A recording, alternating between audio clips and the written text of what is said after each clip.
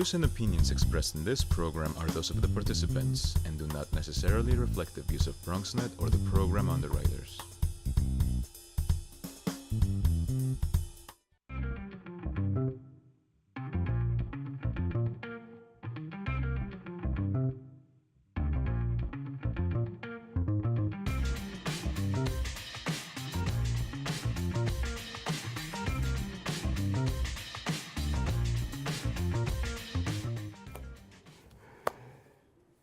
Hey everybody, it's time for the Bronx Buzz. We're already having a good time. You've already missed a lot, but we're having a good time. I'm here with Patrick Rocchio, who's the assignment editor at the Bronx Times Reporter. Nice to have you back. Thank you, Gary. And he came in wearing his Yankee jersey. If you didn't know, there's an immense amount of excitement in the Bronx and everywhere among Yankee fans. And he came in wearing the jersey. I'm wearing a tie. He's wearing a jersey. Why? Because you're going to the game. 17 of 18, enough said. There you go. And so he's wearing it proudly, even though Alex Mitchell is here as a reporter. Before we even talk about issues, Alex told me something just before the show about you actually got an award, but you didn't really get an award. That's ridiculous. I technically may still hold it. I'm not exactly sure what they've decided, but the story we had discussed that I was on here last time with the bombing brothers or attempted bombing brothers up in Pelham Parkway, and everything with the dark web cell, yada yada. We've already discussed it. Bottom line is, it did win an award from the New York Press Club for outstanding community Come on, coverage. even his assignment editor can applaud. But it wasn't done in 2017, and I missed that in the fine print. Oh. So they said you won, but we can't give you the award. Swing and a miss, yeah. So. Appropriate baseball metaphor. Absolutely. I appreciate it. If you don't mind, we're going to stay with Alex because we actually have kind of breaking news in a way. You were at the jail protest outside Yankee Stadium. Coincidentally, boy, we got a theme going on here today. Tell me, I mean, was it different from other jail protests? Characterize what you saw, and I know we have some footage we're going to roll in as well. Yeah, so this is actually the third jail protest I've been to in a week. And it might have to do with the weather being nicer or a decision coming. I'm not quite sure what. But this was, the charge was led by Councilwoman Vanessa Gibson saying that not in her district, and it wasn't the appropriate place to place the jail, which would be adjacent to the Bronx County Courthouse, which while she agrees... Wait. So this is one step up from saying it shouldn't be in Mott Haven, and there have been other elected officials, Rafael Salamanca on Bronx Talk this week, and Louis Sepulveda when he was in a debate on Bronx Talk, both said, let's put it in an area near the courthouse. They support that, and Councilwoman Gibson's position is, in a perfect world, this is a direct quote from her, in a perfect world, it would make sense to put the jail next to the courthouse, but you have to remember there's a high school directly behind it, which is something we also talked about in Mott Haven, placing jails near schools somewhat ill-advised. And she got her community activated today, and they seem to not want it, which sounds silly, but of course. Well, of course. So this is a large question, and we'll bring in Patrick and some of his experience to go along with it. In a way, we're pitting two Bronx neighborhoods against each other because there are people like Councilmember Salamanca, who was on Bronx Talk this week and very clearly said, I know of a place near the courthouse. And now the people, my visceral reaction was, you know what? Those people are not going to be happy, and here's evidence of that. So it actually is bigger than that, because I was asking Councilwoman Gibson about that, if she's been talking to Councilman Salamanca, and they've been in talks, and it's not just these two places. Councilwoman Gibson told me today that they're looking at about 8 potential locations. She wouldn't disclose all of them, but it could be neither this nor that and somewhere else. Do you think there will be one location, or when you say 8, you know what? Smaller 8 potential is better. sites. Maybe for you'll one. have 3 or 4 different places. It would be 8. They're looking at 8 sites to put one jail. Wow.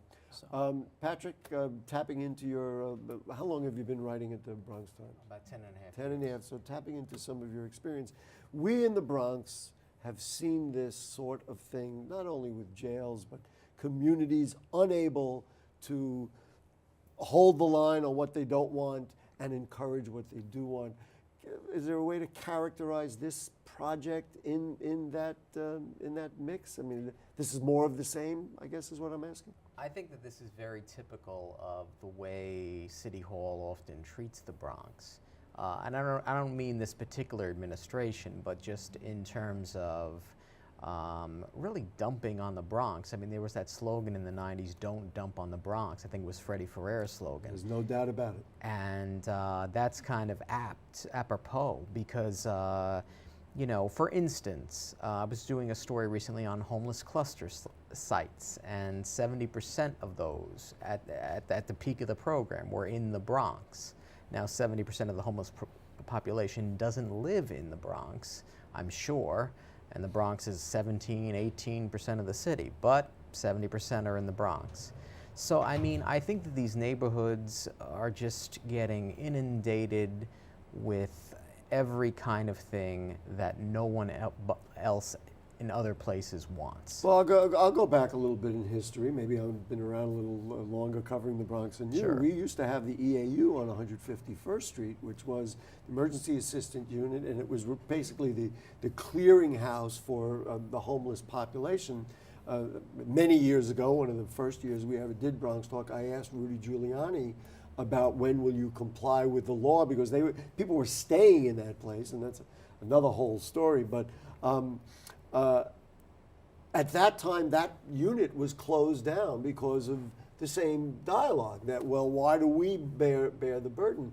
But now you're saying it's coming around again, and people are ignoring maybe a larger picture and thinking, gee, the Bronx is kind of a convenient place to do it. Well, the thing that has amazed me, Gary, over the years is that it's been pretty consistent no matter who is in office, whether it's a Democrat, a Republican, or anybody else. You can go through Rudy Giuliani. Mayor Bloomberg. We actually had Rudy was a Republican, Bloomberg was an independent, and now, Right. of course, we have a Democrat. It doesn't really matter. It just Yeah, keeps why? coming. You know what was surprising to me, Patrick? Maybe you can weigh in on this. I was really, frankly, shocked because given the fact that we all in the Bronx have made it clear in any number of ways that we want to be partners and we want to be responsible, that the mayor and the city made this decision without any consultation, despite the high-profile nature of our current borough president, who is certainly nobody could doubt that he has stood up for what he believes in the Bronx, and that he would be the first person to have a dialogue with. That to me was just incredibly surprising. They would come out with a location without even a consultation. It blew my mind, frankly. Yeah, me too. I mean, I think it's enormously insensitive to these communities. You know, they're predominantly communities of color. And underserved. And underserved, no See, doubt. Alex is getting ready to do something here. What do you got? So, as you guys were talking about dating back to history, another part of phasing out Rikers Island and the Bronx jail is the barge. Yes. The Vernon C. Bain. Right. Yeah, and that Councilman Salamanca actually held a protest out of earlier, well, technically last week, but a few days ago, talking about that this needs to be part of the discussion, and this was another forgotten promise to the Bronx. And this needs to be talked about, and Councilwoman Gibson also said this is part of the discussion with the Mott Haven or courthouse jail. It's a much bigger issue. Got to look at the whole picture. Yeah. So here, here's the thing, and we've already tapped into it. So you knew, and the people in Mott Haven who are fighting like crazy, the Diego Beekman houses have already got a development plan, and they've had it for a while. You knew they were going to respond this way. I had the sense, as soon as I heard other politicians talking about move it near the courthouse, that, boy, those people at Concourse Village are not going to be happy at all. For sure. What do? You talked about 8 sites. You don't want to mention what they are. It's fine. Where in the Bronx could you do it that people would say, all right, let's put it here? Honestly, Gary, that's a really tough question. It's a very, very good question, too. And I honestly believe I can't think of any place. Industrial sites. But you see, you do it in an industrial site, then you have the same potential of doing what you did at Rikers. People can't get to it. Right. You know what I mean? It's Right, very right. difficult. No one wants a jail in their Of neighborhood. course. Absolutely. And first of all, let me make it clear, I do not know all 8 sites. I was told there I will know, be you 8. made that clear. But what I had said the last time I was on the show and we talked about this was, if you want reform at Rikers Island, so be it, but keep it at Rikers. You don't devalue a neighborhood, you don't devalue property. It's an island. Right. So no neighborhood gets a knock, property values don't go down. People don't have to look at this thing when they take their kids to school, realistically. Right. And that's why I thought the idea of doing reform, completing the idea of reform, but keeping it located, if you have to literally renovate the facility, so be it. Well, so I don't know if you guys remember, and I don't have the research in front of me, and I just remember sitting at Yankee Stadium and you know, in the upper deck and looking out, and there we used to have a jailhouse there, and that was ultimately taken down. I think it was 156th Street, just south of Yankee I do remember Stadium. that. And so now I guess we're talking about a similar kind of thing. Plus, if you're looking at Bronx Point, which is coming to that area, you know, the Hip Hop Museum, you want to attract people there. The Bronx Terminal Market has got events and they're doing all kinds of things. Boy, oh boy, what a message to send to all those visitors at Yankee Stadium. Oh, and by the way, we just put a jail down the block. Doesn't work. So, doesn't. It doesn't so to work. talk about Yankee Incongruous. Stadium, Yeah. you didn't want a jail next to what could be the Bronx's greatest asset, the New York Yankees Yankee Stadium, Right. just speaking in numbers of dollars. Right. Now, NYCFC, the soccer team that plays at Yankee Stadium, they're looking to move to Port Morris and have a stadium built there, which would also be in the area if Mott Haven is chosen. right. So again, you're putting a jail next to the borough's assets, the borough's big assets that bring people out of the borough in, and that's not something you want people to see. We're not going to solve any problems. And I have to tell you, before the show, and when I opened the show, I said we were having a good time because we were talking about all these issues and things, and I got a long list of things they're writing about. So far, we've gotten to one of them. So we're going to take an early break. Let's take a break. Then we're going to come back, and I got this whole idea of Hart Island and the fact, if you don't know what it is, and the fact that now there's actual exposed human remains. We'll be right back. Okay. More Bronx Buzz right after this. You know what, guys? There's a lot of tree branches and dry brush over here. We should probably move the bonfire over there.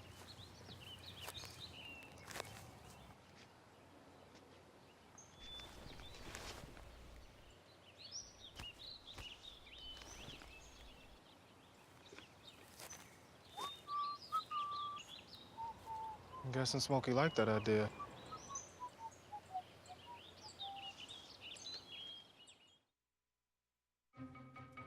Me and my boy Matt had it good. He had catnip that was off the hook. But one day, he brings a girl home, and she's allergic to cats. Every sneeze was a nail in my coffin. Now I'm in a shelter. It's decent, but they don't even have Wi-Fi.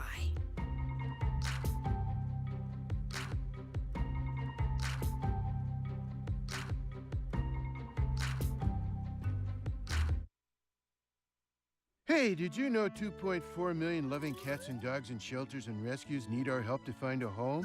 Let's go to the shelterpetproject.org and meet if you are in a shelter near you. Harlow, oh, she's one great listener who loves to hear all your stories. My kind of cat. Cerulo is a sweet, goofy boy who's eager to please.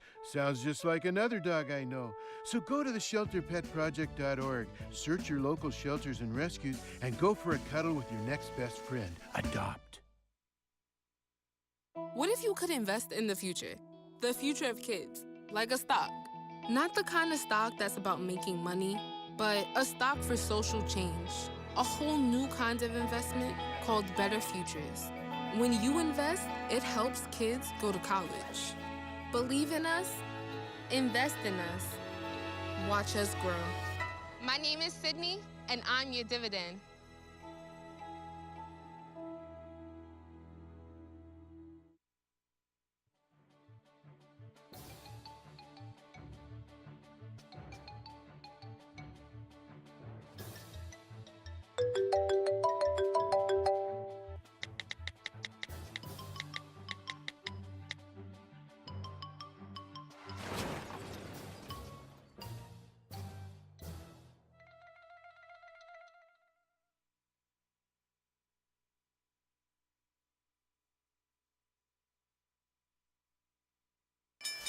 Kids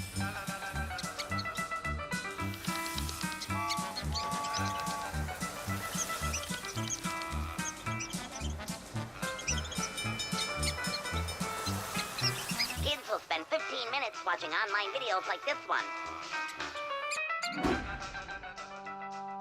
Brushing for 2 minutes now can save your child from severe tooth pain later. 2 minutes twice a day. They have the time. I love taking care of my mom. It wasn't easy at first. She learned how to better communicate her needs. And you learned how to not ignore yours. I discovered how to make healthier meals. And I discovered how much I enjoyed them. Becoming a caregiver is a learning experience for everyone. Find articles, tips, and tools from experts and others who have been in your place. The Caregiving Resource Center at aarp.org/caregiving. And we are back with you on the Bronx Buzz. The guests, assignment editor Patrick Rocchio of the Bronx Times Reporter, and his colleague is Alex Mitchell. You're the new guy on the block, but he's wearing the Yankee jersey. He's well involved. But Patrick, let's start with you. And this was just a horrible thing to hear about. Yeah. So for people who don't know, Hart Island is the burial place, the Potter's Field, if you will, in the borough of the Bronx, and people, anonymous people, homeless people, other people without burial services, etc., get kind of piled up at Hart Island, which is a little island kind of off the shores of City Island. But now they're finding, due to erosion and lack of care, that they're actually finding the remains of some people on the shorelines. Well, you know? So much for walking on the beach and picking up shells, you know? Yeah, you might pick up something else on Orchard Beach. Goodness. So yeah, the Hart Island Project provided us with photos of human remains that they took with a high-powered camera lens from a boat off of Hart Island, and apparently they were also doing drone photography of Hart Island and seeing these remains. So a report was a city council report indicated that 174 human bones were found along an embankment next to a beach on the north end of the island.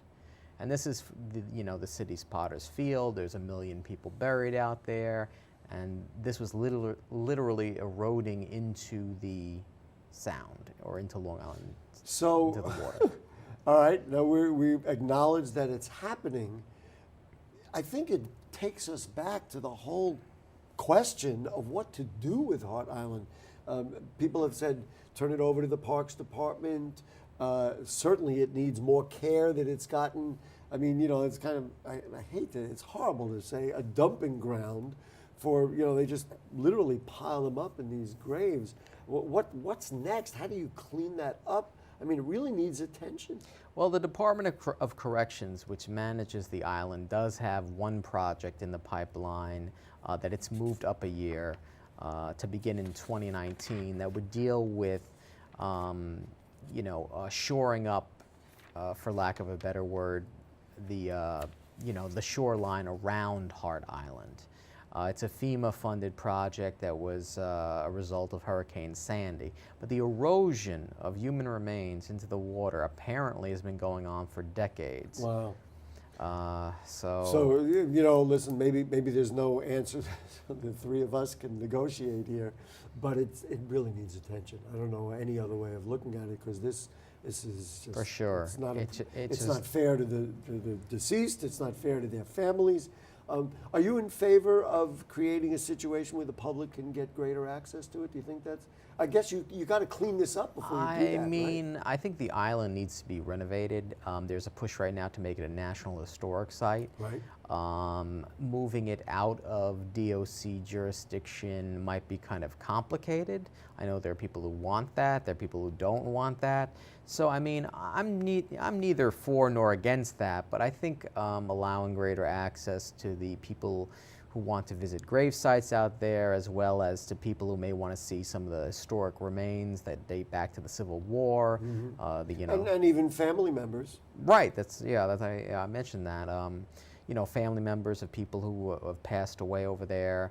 who have family members buried over there who want to see where they are, I think should be allowed access. But as far as the question of jurisdiction, I mean, it would have to be kind of fixed and then maybe sort of limited. I don't think you could have everybody go out there. You know, you really need whoever's in City Hall, whether it's done during this administration or the next one, you're really going to need leadership and somebody to say, look, let's take a look at this and figure out how to do it. Right. Let's do something much more pleasant than jails and dead bodies. So Alex wrote a nice story about a school's rooftop garden. Yes, which, something growing. Something growing fruitful. that's helpful and helping our communities and helping our young people. Let's talk about the $2.5 million that the council member Torres invested in this garden. So what Richie Torres said when he was telling the kids and they had their groundbreaking ceremony at Tapco on Webster Avenue was he said, whenever someone proposes that they need money, never say yes. That's what he tells his staff. Never say yes until you can absolutely guarantee it. And when these kids came in to talk to him, he just couldn't say no. It was very no, and that's it's something kind of funny. Yeah, and it's something very nice, and it's going to be more than a garden. Now, what school is this? This is Tapco, the Theater Arts Production School. Right, and where are they located? They're on Webster Avenue, up I believe around 180th Street. So Okay.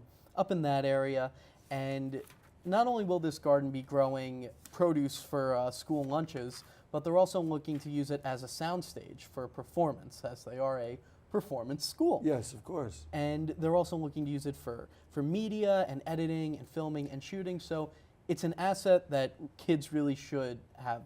You know, when I hear about these projects, win.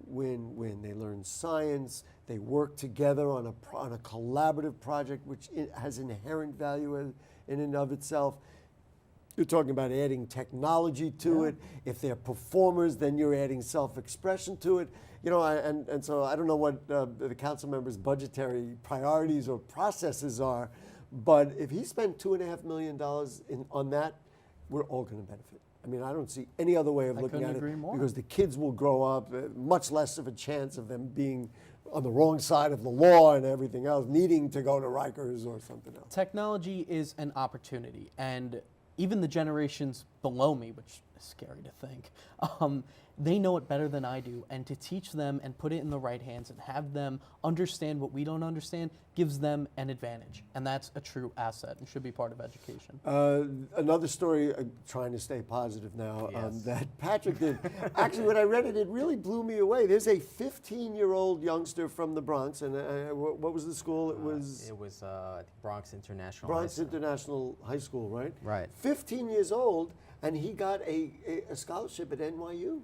You know what the amazing thing is about... That's amazing. That is amazing in and of itself. But the amazing thing is about this young man is that he actually immigrated here, I think 2.5 years ago, from Guinea in West Africa. And he never even really studied computer science until he came to America. Like the electricity in his country was rationed, so it would be on one day, off another. The only computer science education he was able to get was reading articles on his mother's phone, you know. And now here he is in America. He got hooked up with this educational program that teaches youngsters how to code, and that got him into computer science, and that ultimately got him a scholarship, a full ride to NYU School of Engineering. And I think that's something we could be really proud of. You know, it's a great American story. It's a great Bronx story. And let's say his name. Yes. It actually was Amadou Diallo. It was Amadou Diallo. Familiar name in the Bronx, of course, but it's obviously wholly different. So he's going to complete his high school?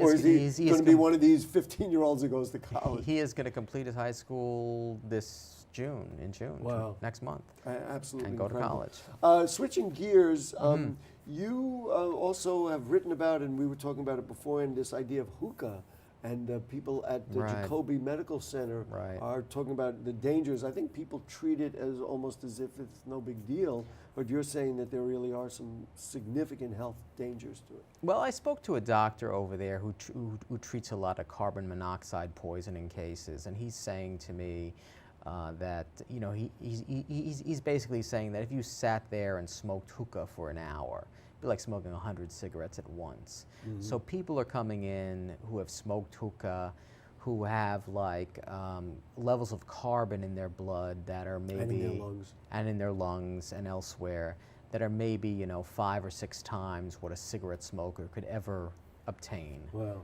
So, you know, and maybe this is one of those educational things that people just have to be aware that it's not like just kind of something fun that you can do. No. And then, of course, you start to wonder about whether we need legislation or something else. Yeah, and it's relatively new. I mean, you know, it existed in the, I believe, the Middle Eastern community for a long time, but it never really became mainstream until the last 3 or 4 years. In fact, he doesn't recall seeing this going on in the emergency room until 3 or 4 years ago. Recently, yeah. Alex Mitchell, let's conclude. You're on your way out to the ball game. Yes, I guess I the Yankees, am. they're looking to take out the Brooms against the Red Sox. Yep, I got mine in the car right now. All right, there you go. Fingers crossed on that one. I don't know if they let you in the ballpark with those things anymore. Anyway, but you had a kind of a nice story that was connected to the Yankees. Yes. So why don't we Happy things conclude with now. that? So I had the privilege of speaking and interviewing a World War II veteran who's approaching his 97th birthday. He's from Pelham Bay. His name is Joseph Casaburi, and he has an amazing relationship with his siblings who are also kicking alive and well. And he's one of the few people who's seen Babe Ruth play. Wow. But He's still alive? Yeah. Yeah. Wow. Well, it goes without saying.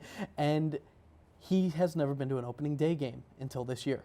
And the Wow. Yankees plan to honor him at opening day. Which they did. They did, yeah. And it was a bit cold and it was a Oh, bit that day, rainy. right, So he decided to head out in the 5th inning, have his daily gin martini, which he says is his secret for a long and happy life. Thank you for letting me know that. I'll keep that in mind. But he will be honored this Memorial Day weekend, which I think is very fitting, Deserves. so. Listen, the Bronx Yankees should honor Bronx people. And Absolutely. This is one of the greatest. Hey, great show, great fun, you guys. Thank you, Patrick Gary. Rocchio, Thank you, Gary. Simon, editor from the Bronx. It's the paper. If you don't know it, you don't see it. Pick it up, read it, go online, find them, because they're telling you what's happening in the Bronx. And Alex Mitchell, welcome aboard. Your second appearance. I don't know what you'll come in wearing next time, but we'll find out. See how the win streak goes. I guess so. Hey, that's all for the Bronx Buzz. We will keep buzzing along. We'll be back next week. On Bronx Talk this week, we will be talking about the need for school athletics in our public schools, which in many communities they're not having sufficient opportunities. So that will be on the show Monday night on Bronx Talk. And that's all. Goodbye. See you.